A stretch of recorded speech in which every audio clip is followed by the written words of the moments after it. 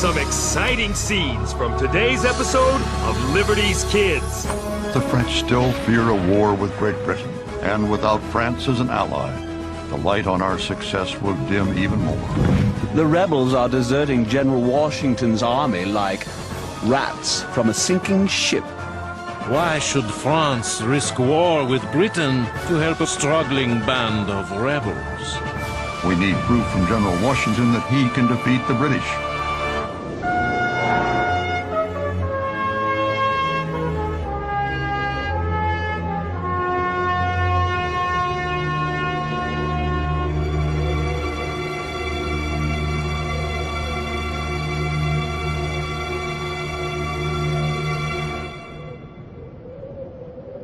She's all ready to print.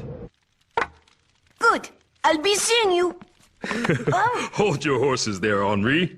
But there's a ball tonight at Mayor Powell's mansion. Funny, I don't recall you receiving an invitation. Why let a little thing like that stop me? Good evening, one and all. How's Sarah? On her way to visit Abigail Adams in the bustling city of Boston.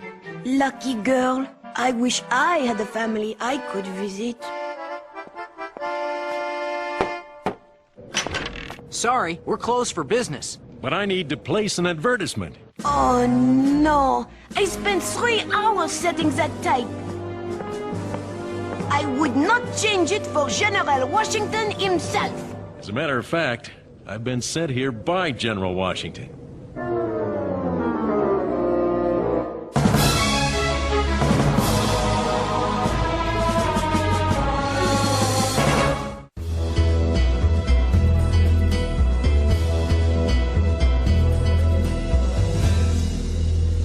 Here's the advertisement he gave me.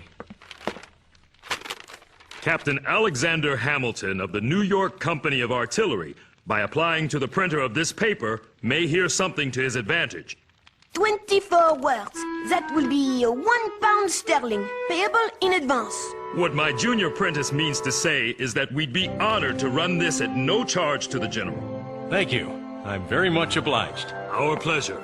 Now this sounds like a mystery. Henri, we'll have to reset the type for the entire page. But what about the ball and all those beautiful ladies? They'll just have to dance without you.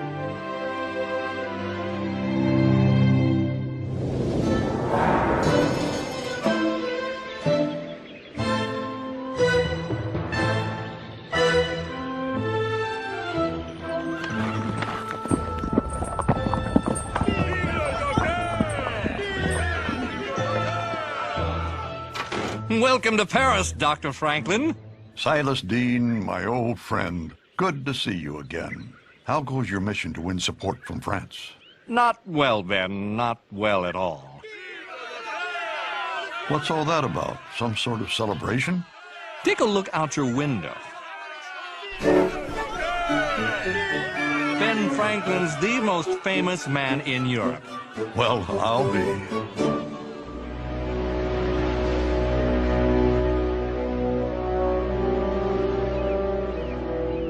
It is so good to be back in Boston to visit Mrs. Adams, but the city does seem so very changed.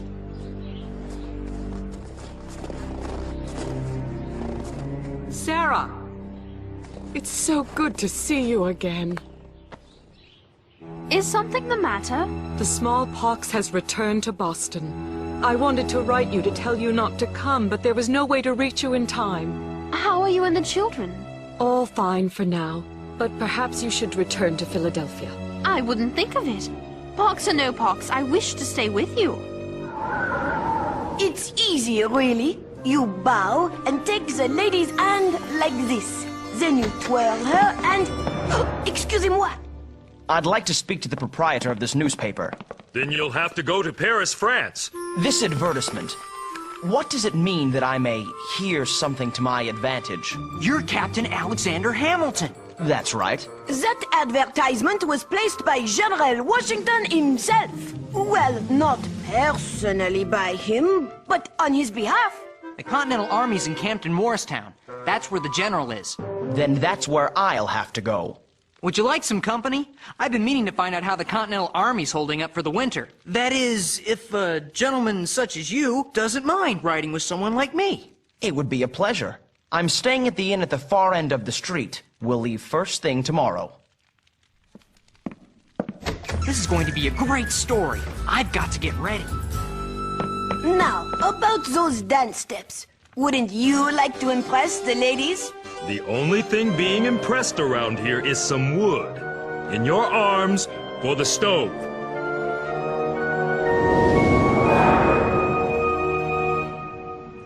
Now, where were we, Silas? You were about to tell me whether you have any good news from America. Sadly, I do not. Ben, I've worked tirelessly to convince the French government that ours is a cause worth helping. But it's been months since I've heard from Congress. And all this time, Lord Stormont, the British ambassador, fills the court at Versailles with rumors that our rebellion will soon be crushed. We must keep our faith in General Washington. There's something else you need to know. I've secured 4 large ships loaded with arms and uniforms for our troops. But now, Comte de Bergen, France's foreign minister, has issued an order to prevent them from sailing. What are we to do? Excuse me, I didn't mean to intrude. Edward Bancroft, we last saw each other in England, as I recall. I took your advice, Ben, and hired Edward as my personal secretary. He's the only man in Paris I trust. I wish I had better tidings, Doctor. But King Louis refuses to grant you an audience. Little strokes fell great oaks.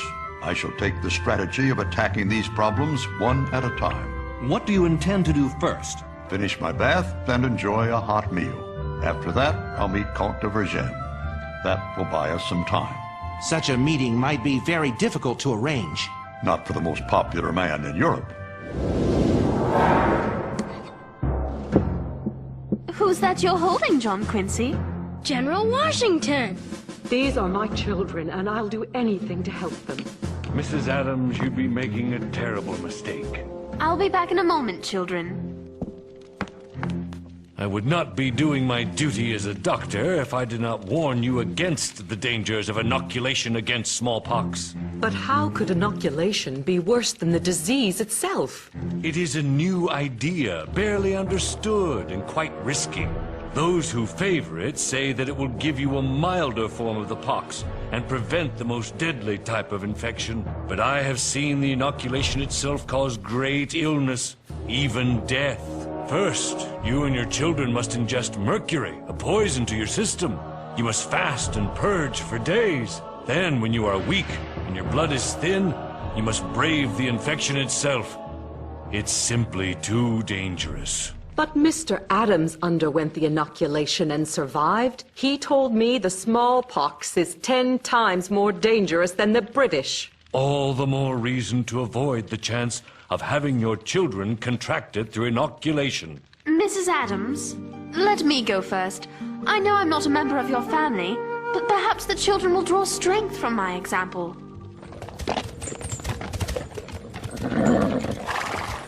With good weather, we should reach Morristown by the end of the week. And then I will have to face General Washington and explain how my artillery company has been reduced to a mere handful of tired, hungry, sick men. It's a good thing General Washington seems to favor true gentlemen like you. What's so funny? I'm no aristocrat, nor ever was. I was born in Nevis in the Caribbean Sea. My father abandoned us, and my mother died penniless before I was 13. I lost my own parents as well.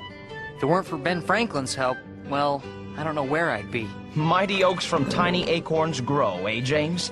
I sensed a kinship between us from the very start. We will enjoy this ride, we gentlemen of low birth.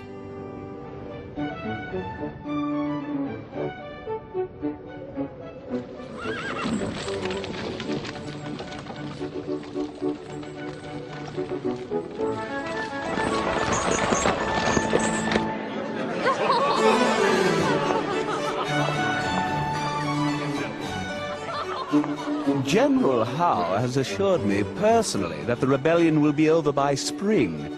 The rebels are deserting General Washington's army like, forgive the expression, rats from a sinking ship. I even have it on good authority that this Benjamin Franklin fellow fled the colonies in such haste because he was caught stealing from the American treasury. Merci beaucoup, Lord Stormont. You may be assured I will convey this news to His Royal Highness King Louis. On behalf of the British Crown, I would be most... Good evening. I don't believe it. Sacre bleu. Bonsoir. Bonsoir. Côte de Virgin, Ben Franklin at your service. Dr. Franklin, what a surprise. Welcome to Versailles. A man of my years is happy to be welcomed anywhere. Permit me to introduce Lord Stormont. He was just telling us that you left America under rather arid circumstances. It was merely a rumor. Though I am but a humble man, I do know this. The truth is one thing. Stormont is another. Touché, Dr. Franklin. Let us talk privately for a moment, Doctor. I will come directly to the point. I am the foreign minister of the most powerful nation in Europe. Why should France risk war with Britain to help a poor, struggling band of rebels? Because our cause is the cause of all mankind. We are fighting for your liberty when we defend our own. A lofty sentiment, I am sure, though I don't think King Louis would think very highly of it. Then tell His Majesty this. The new United States control immense wealth through trade.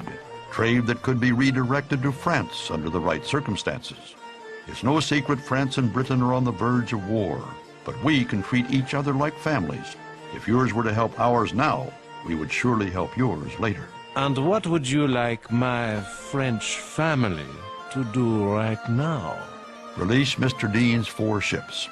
Let them sail to America to replenish the Continental Army. And that is all? I told you I was humble. We shall see, Dr. Franklin. Are you all right, Sarah? Should we go inside? No, the fresh air is good for me. I do believe the inoculation is working. I received another letter from my John today. Congress has returned to Philadelphia. He so wishes he could be here with us. It must feel good to read his letters. Sometimes I close my eyes and imagine him there in the room with me. Have you heard from your father? Not for a very long time. He will write you, I am sure. And then I will close my eyes and imagine him beside me. Sarah? Sarah, are you all right? Sarah!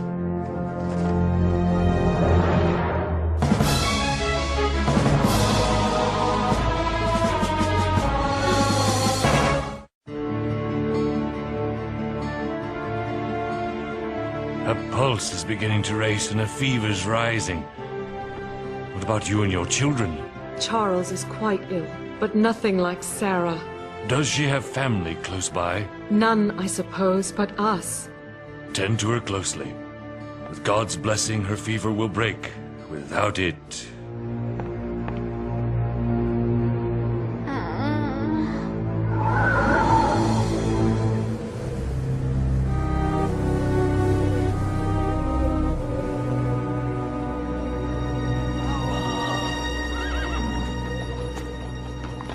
Conditions are bad all over. Little food, not enough shelter for the soldiers, let alone their families. And smallpox. I've seen the signs of it before. This isn't what I expected after our victories at Trenton and Princeton. The conditions of war care little for victory or defeat. I found out General Washington's staying at Arnold's Tavern by the town's green. I suppose the moment of truth has arrived.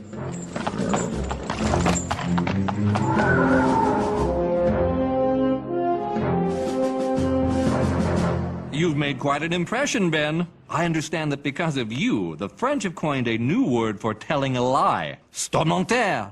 The poor fellow asked for it. And your likeness is being sold all over France. The rumor at Versailles is you've made King Louis jealous with your popularity. The last thing I want is to offend another king. Comte de Vergennes' secretary is here and requests an audience. By all means, show him in. That's enough for today, Jacques. Merci.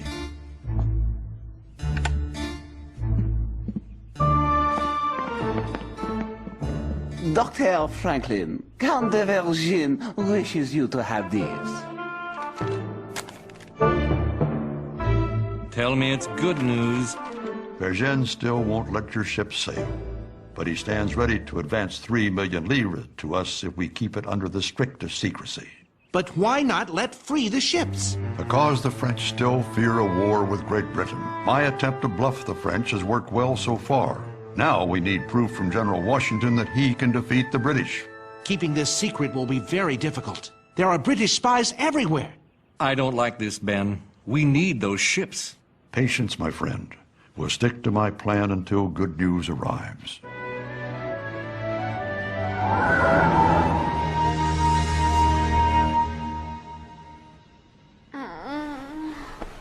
Father? Father!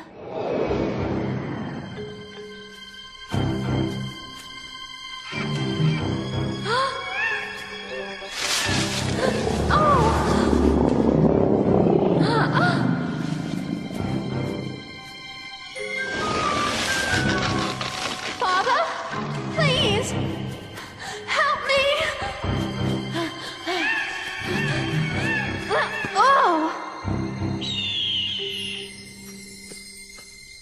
Sarah. Father? Is it really you? Oh! It's all right, my dear, dear girl. I've missed you so much. I know. I've written you so many letters. I've gotten them all, and as I've read them, I've watched you grow into a strong young woman. Do you really mean that? I'm not worried about you now, Sarah. I love you, Father. There's a clearing up ahead. Look. Come with me. We'll go together.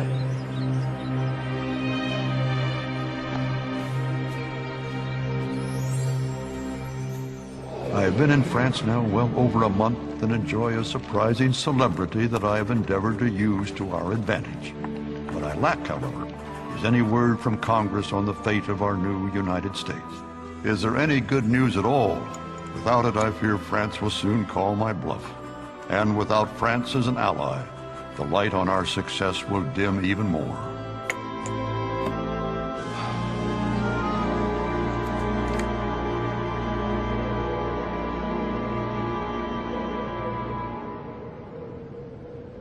Gentlemen, Martha has asked me to apologize for the meager quality of our surroundings.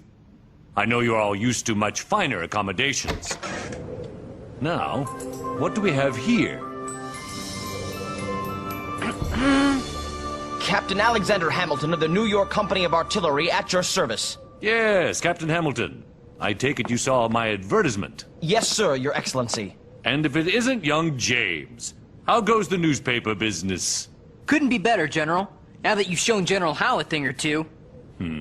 Captain Hamilton, we must talk. If this is about the men in the artillery company, Your Excellency, I can explain. Captains and kings need never explain anything. That was fine work your men did at Princeton. Thank you, Your Excellency. Captain Hamilton, I placed that advertisement because I would like you to join the Continental Army and serve as one of my aides de camp. I don't know what to say. That is, I would prefer to fight on the field of battle, Your Excellency. I understand your desire, but your gifts are needed here, now. Have you a family, Captain? None to speak of, sir. Then you will find one here. Martha and I look upon each man at this table as our own kin. And I assure you, your colleagues will look upon you as a brother.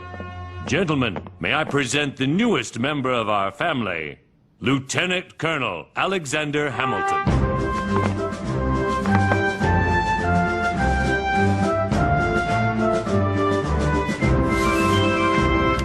Yes? Ben, mail has arrived from America, and the news is good. Washington's won surprise victories at both Trenton and Princeton. I told you, my friend, that one must have faith in General Washington. Dr. Franklin, Mr. Dean, Comte de Vergennes just had this delivered. Vergennes congratulates his American family on news of their notable victories. He's lifted the order blocking your ships. They're free to sail to America. You did it, Ben. You outbluffed the English long enough for good news to arrive. This is one letter I'm happy I won't have to send.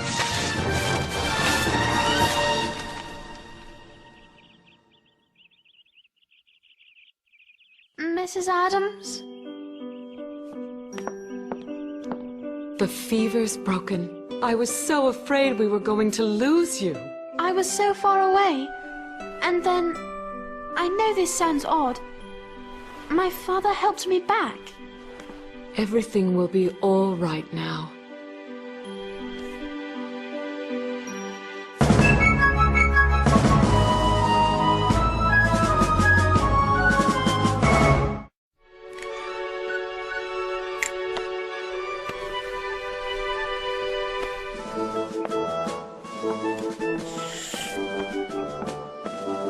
Soon General Washington will have the whole army inoculated. Can you imagine a world without smallpox? I'm afraid my imagination is not quite so vivid. It's the kind of scientific progress Dr. Franklin always talks about. Perhaps you should take the inoculation yourself. Would General Washington let me? Spring will be here before we know it, and he's going to need every strong man he can find, even those who write for newspapers. Good luck to you, Lieutenant Colonel Hamilton. It's not official yet, but thank you anyway. Well, I had better find His Excellency. You can't imagine how many letters he has us write.